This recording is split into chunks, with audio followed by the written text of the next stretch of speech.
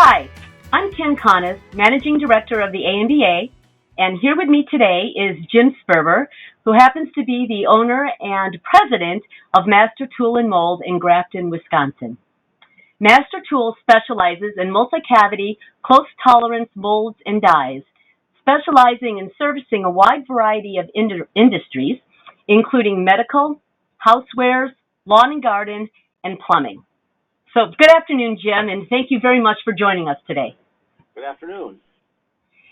So you've been pretty fortunate over the past several months to be deemed essential and to be working through this COVID pandemic. And you told me about a particular project that you were able to complete in a record time, and we're very proud of that. I wonder if you could tell us a little bit about that project. Sure. When COVID hit, we have a customer who deals in vacuum pumps and compressors, and Mm-hmm. all of a sudden they had a huge order came up, and it was a monthly order, increased their volume, and they just couldn't keep up with their existing tool. So we took on a project, and we had a 5-week time frame, and I was really proud of the guys because we were able to get everything out in 5 weeks. And usually we had figured that tool to be probably about a 12-week build, so we did it in less than half the time.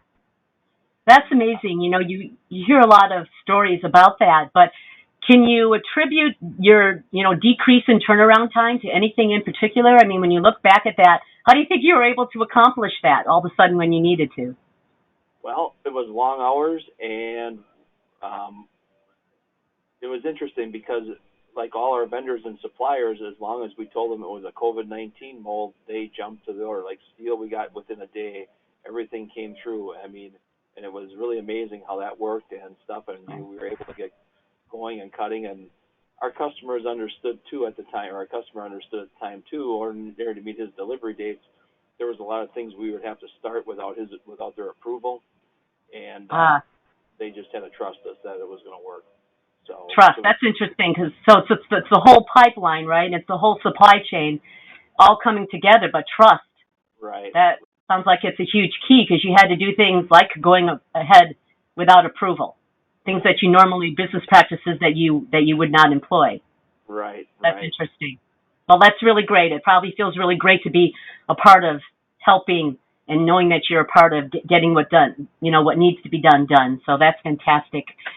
So, Jim, Master Tool has been a member for 17 years, and ever since I've known your company, and from what I understand way before that, you are passionate about participating in every networking opportunity that the AMBA hosts, whether it be something online or it's at an event like a conference or a leadership summit, plant tour workshop. So can you tell me a little bit about the background on that and why is that? Sure.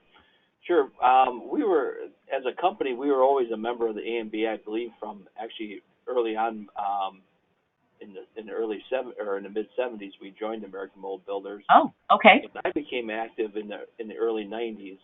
Then I had a few personal issues that I went through, and I kind of left the AMBA. And in 2005, I had an opportunity to purchase this business, and I bought it. And shortly after there, I realized I knew the technical end, but I really didn't know how to run a business or grow a business or do any of the business side. And I sat back and I thought, where am I going to learn this from? Who's gonna take the time? So I started becoming more and more involved in the American Mold Builders and a couple other trade associations. But it seemed like the American Mold Builders were the group that best fit me. And I can't tell you the information that I've gotten from people, from where we were headed to, watch out for this, do that, be careful of this. Maybe one of the stories I always tell is back in 2008, we were down in Puerto Rico, and there was a man from over in Minnesota who had a big successful tool shop, and he was just kind of asking everybody and stuff, and he asked me where I was going and where I was headed, and I kind of told him what I was trying to do and stuff, and he said a few key words to me that really changed the way that I looked at business. He said, you might have to leave your best customer to grow your business. It sounds like your best customer is holding you back. And he was exactly right, because we were doing so much work for one customer, and we were basically a captive shop, and we couldn't expand. they're still a long-term customer of ours, and we still do work for them. But now, instead of being 80% of our work, they're only like 40%. So it's been really interesting. Where else are you going to get somebody that he didn't have to tell me that, but where are you going to get Yeah. flowing information from? Right. Well, so my next question, you led right into it. My next question was going to be to ask you, can you think about a time or a piece of advice or discussion you had with an AMBA peer that really impacted, Master Tool's bottom line? And obviously that's one amazing example. So just drawing off of that a little bit, recently, I know that you've been on all the roundtable calls, and we've had a lot during this time, weekly, and now I think they're bi-weekly, but there's a lot of information being shared. And putting you on the spot here, but can you think of any discussion or any little tidbit of something that you heard on one of those calls that's really helped to impact where you guys are right now? Sure, sure. In the very beginning of this, we were on a call, and I believe there was only 4 or 5 of us that were on that call that day, and that was right when they were doing the PPP stuff, and it was going Right. through Congress, and we were getting good advice from all kinds of people that day, and after we hung up, they told us call your bank right away so that you're the first in line to sign up for the loan. And actually, I called my banker and I knew more about the information because what you guys supplied, and Right. I was the first person that they went through the process with.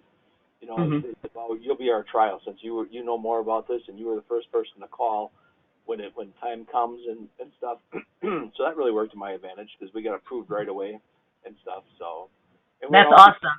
yeah, and even now, it's we're winding up. I believe this is our last week. Our 8 weeks is over with now, Mm-hmm. and next Monday we have a webinar.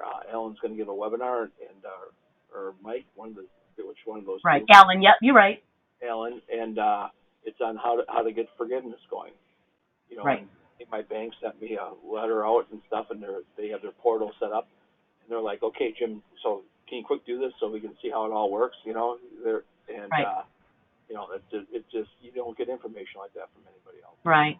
That's awesome. That's fantastic. I'm so glad you've been able to get value during this time and that we can continue to provide that, for you. So, Jim, I appreciate your sharing so very much, and I can't tell you how much I appreciate your participation, or the AMBA does, because it's companies like you that are willing to share not only your best practices, but lessons learned, because that's what makes our events so incredibly valuable. So I encourage everyone watching to check out AMBA's events page at amba.org for the latest events and on ways that you can participate now. So thank you and have a great day. Thanks very much. Thanks, Jim.